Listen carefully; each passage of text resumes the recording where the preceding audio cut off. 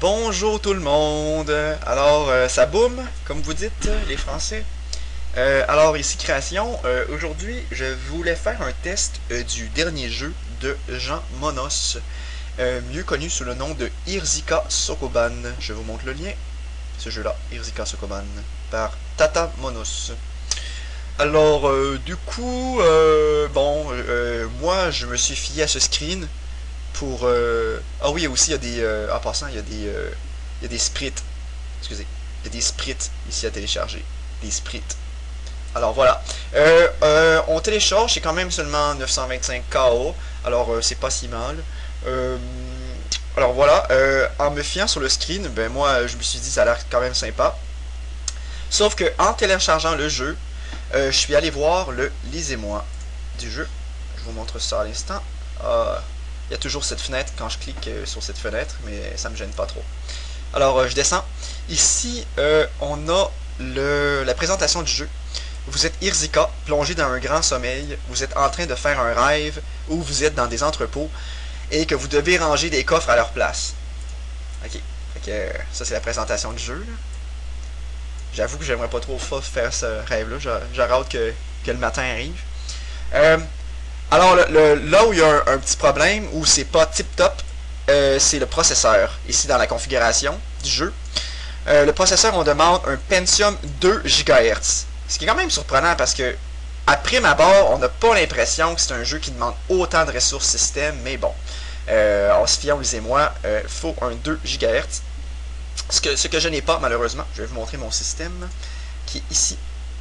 Comme vous pouvez voir, j'ai seulement un 1.60 GHz. Donc malheureusement, je vais devoir me passer de ce jeu, qui sans doute était fort agréable. Alors, ce sera pour une prochaine fois. Alors, à la place, je vous ai présenté un making-of du jeu Duck Hunt, un jeu sur la NES qui est pas très bien connu, malheureusement. Alors, je vais vous raconter un peu l'histoire que derrière le jeu, comment ça a été créé, un peu la biographie des auteurs, tout ça. Fait que j'espère que ça va vous intéresser. Alors, rebonjour, je continue ma présentation pour le jeu Duck Hunt. Alors, j'ai commencé avec une photo de ma soeur Mireille, habillée en cosplay de Duck Hunt. Vous pouvez reconnaître le chien, ici, pour ceux qui connaissent le jeu. Le canard et un autre canard caché sous son aisselle. Alors, pour ceux qui se demandent, j'ai demandé la permission, hein. Alors il n'y a pas de problème pour cette photo, qui est copyright, mais j'ai demandé la permission. On continue. Alors, Duck Hunt, c'est l'histoire de deux filles japonaises, Kokoto Mitsubishi et Kikaka Okuri-san. Alors, Kokoto est celle-ci, et Kikaka Okuri-san, celle-là. C'est deux bonnes amies qui se sont rencontrées à l'université de Tokyo et qu'ils partageaient une passion pour la chasse au canard. Donc je disais, on voyait mal un peu avant, alors je crois qu'on peut bien voir à gauche, comme je disais, c'est Kokoto Mitsubishi, et à droite, Kikaka Okuri-san. J'ai une photo donc de Kokoto de Mitsubishi, qui est assez rare, il n'y a pas grand monde qui a vu, je crois, alors qu'elle faisait la chasse au canard, cette photo, ici. Alors ici, on a Tokoko Mitsubishi, ici. Vous pouvez voir, il y a énormément de canards, elle savait très bien viser. Faut pas se fier à son... c'est vrai qu'elle a l'air de bonne humeur, mais ça n'empêchait pas que c'était une très bonne chasseuse. Chasseuse.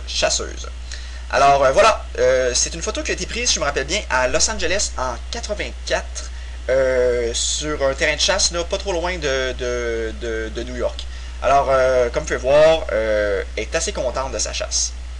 Ok, donc je disais, elle aime beaucoup la chasse. Alors, bon... Alors, pour récapituler, deux jeunes filles, université de Tokyo, se rencontrent, les deux partagent une passion pour la chasse, en particulier Mitsubishi. Alors, heureusement pour elles, leur passion allait devenir quelque chose qui allait changer le monde du jeu vidéo. Alors, ça passe à leur rencontre d'une madame qui travaillait chez Capcom à l'époque, qui avait été fondée beaucoup plus tôt, en 1920 je crois, Mizuzu Kobayashi. Elle avait beaucoup d'argent, c'était une aristocrate, puis beaucoup d'influence dans le jeu vidéo, parce que c'est elle qui avait fait la musique des Castlevania 3. Ceux qui se demandaient d'où ça venait, et voilà, Mizuzu Kobayashi. J'ai pris une photo, j'ai décidé de choisir une photo où elle est en train de rire, parce que c'est une femme que même aujourd'hui a été reconnue pour être de bonne humeur au Japon. Toujours le mot pour rire, Kobayashi. malheureusement pour Mitsubishi, c'était seulement le début de la tempête, avant la montagne. Alors, il y a eu plusieurs rencontres d'affaires avec Kobayashi, qui n'est pas là, est à gauche de la photo aussi. Et Mitsubishi, qui est à la deuxième, je ne sais pas si vous pouvez voir, il y a 1, 2, 3, 4, 5, 6 personnes, dont toutes des personnes importantes dans le jeu vidéo, créateur de Final Fantasy, créateur de Kingdom Hearts, créateur de Tetris, créateur de Mario et créateur du Sega Genesis.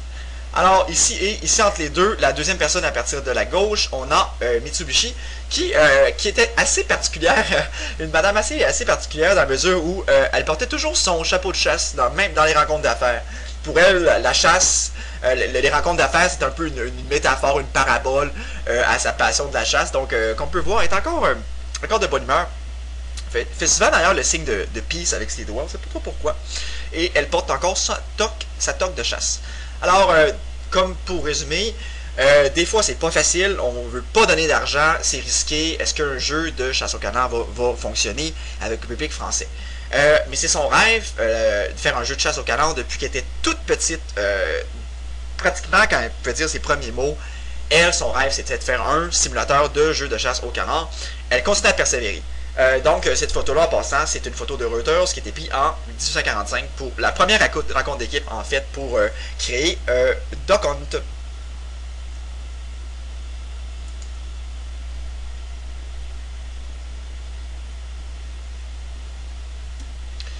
Et finalement, le jeu est terminé. En 1872, le 8 mai, à 8h34, le jeu est terminé. Et il est publié au Japon sous le nom de Duka Unta Arigato, qui veut dire finalement Duck Hunt en japonais.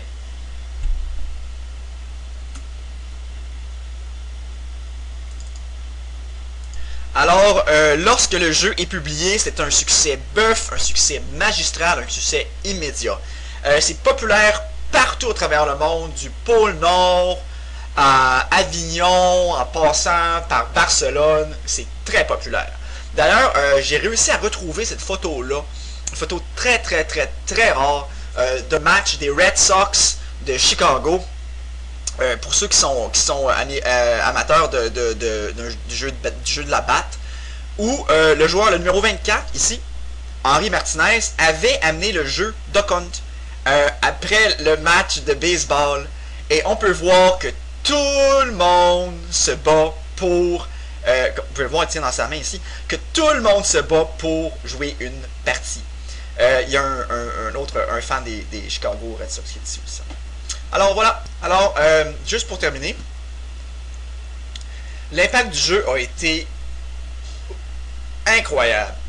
Par exemple, dans le sud-ouest américain, en particulier, ça a été comme l'épicentre de Duck Hunt, qu'on pourrait dire, ou du conte, comme on disent les Français. Alors ici, vous voyez cette femme, dont je préfère garder l'identité anonyme. Elle s'est fait tatouer Duck Hunt en bas du dos. Je trouve que c'est une très bonne idée, avec les canards. Puis en bas à droite, il y a d'ailleurs Tiger Woods, avant qu'il ait commencé à faire du golf. Fait que c'est une photo assez rare en tant que telle. Pour terminer, finalement, j'aimerais ça qu'on prenne une minute de silence pour deux filles qui ont changé le monde à leur manière en choisissant de jamais abandonner leur rêve. Ben, c'était le rêve de Mitsubishi parce que l'autre fille du début, là, elle voulait avoir un chalet dans les montagnes Appalaches. Alors, j'ai retrouvé cette vieille photo-là de Michiko, 1912 à 1987, décédée maintenant. C'est une vieille photo, c'est vers la fin de sa vie, elle est morte la semaine d'après. Alors, il y a Michiko ici, Mitsubishi, excusez-moi, puis il y a son fils Thomas en arrière. Une bonne différence d'âge quand même. Fait que, une minute de silence. En fait, une minute c'est un peu trop long, fait que je vais vous laisser la prendre chez vous. Juste pour terminer, je veux dire que Thomas, son fils, il est devenu un des plombiers de banlieue les mieux reconnus du Japon. On parle encore de son remarquable coup de tuyau. Alors c'est tout. Merci pour votre attention.